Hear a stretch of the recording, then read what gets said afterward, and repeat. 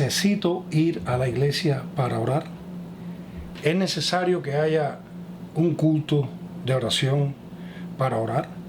Por supuesto que no. Usted puede orar en su casa, en la comodidad de su hogar, puede orar en su auto, puede orar mientras está trabajando. De hecho, en la Biblia hay personas que oraron delante de un rey, incluso en el vientre de un pez. Ahora, ¿enseña la Biblia algo sobre la oración corporativa?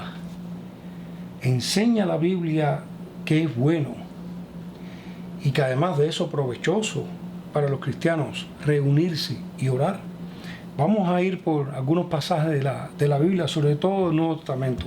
Vamos a ir al libro de Hechos, primeramente, capítulo 2 y verso 42. La Biblia dice que la iglesia primitiva perseveraba en estas cosas. Dice que perseveraban en la doctrina de los apóstoles, o sea, en la enseñanza de la palabra, en estudiar la Escritura. Ellos se reunían para estudiar la Escritura juntos. En la comunión unos con otros, perseveraban en estar en comunión, en coinonía unos con otros.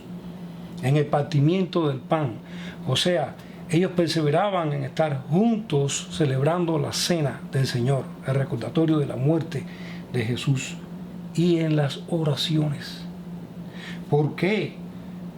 Porque si hoy se hace énfasis en que hay que estar juntos y perseverar en estudiar la Escritura, en tener coinonía, comunión unos con otros, y en tomar la cena dignamente, ¿por qué algunos se empecinan en darle mucho menos importancia a un culto de oración? Vamos a ver también en la Biblia, en el libro de Hechos, capítulo 1 y verso 4, dice la Biblia de esta manera, que Jesús, estando ellos juntos, les mandó que no se fuesen de Jerusalén, sino que esperasen la promesa del Padre.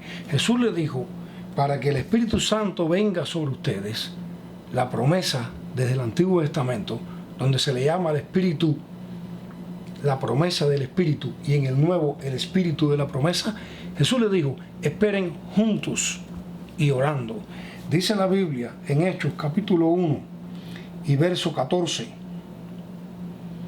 todos estos perseveraban unánimes en oración y ruego.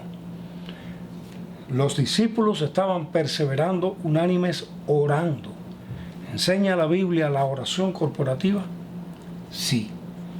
Y dice el verso 24, y orando dijeron, Señor, tú que conoces los corazones de todos. Ellos oraron corporativamente para elegir el sucesor de Judas.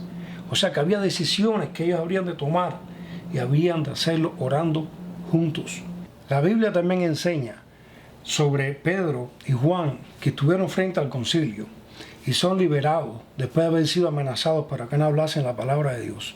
Y ellos regresan a la casa de ciertos discípulos, y la Biblia dice que cuando él llegó, ellos estaban juntos y estaban orando. Dice la Biblia, y ellos, habiéndolo oído, alzaron unánimes la voz a Dios. Es muy probable que hayan orado agradeciéndole al Señor lo que había hecho por Pedro y Juan. Pero no solo esto. Vamos al verso 31. ¿Qué sucede cuando los cristianos oran juntos?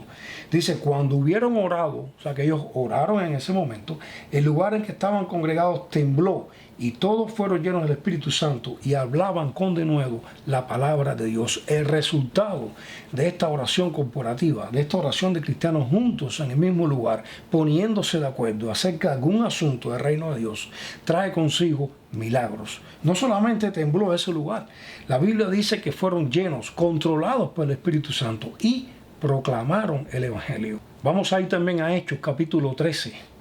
Dice la Biblia en el verso 3, entonces, habiendo ayunado y orado, les impusieron las manos y los despidieron. O sea que para tomar ciertas decisiones, como ordenar personas al ministerio y enviarlas, había que orar corporativamente. Dice que ellos estaban en la iglesia de Antioquía y había allí profetas, maestros, Bernabé, Saulo. Ellos estaban ministrando y ayunando. Entonces el Espíritu Santo dijo, apárteme a Bernabé y a Saulo para esta labor. ¿Había oración corporativa en la iglesia primitiva? Sí. Y ahora vamos a referirnos a la oración de Jesús, la oración que llamamos oración modelo o el Padre Nuestro.